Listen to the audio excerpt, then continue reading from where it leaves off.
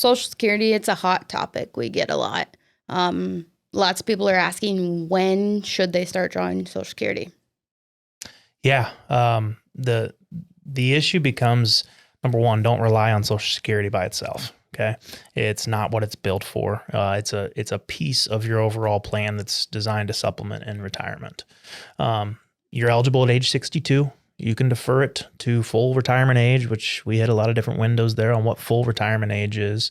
But at the end of the day, it takes a look at everything we're doing and where does Social Security fit inside that plan, right? It's a broad program that we need to find an individual answer. And so through conversation and just through a few back and forth Q&A with a financial advisor, you can determine what the best filing plan is for you and your spouse and what implications they have. And you just need to sit down with a fiduciary or a financial advisor that you trust, that's local, that will get to know you and put together a recommendation based on what you're doing.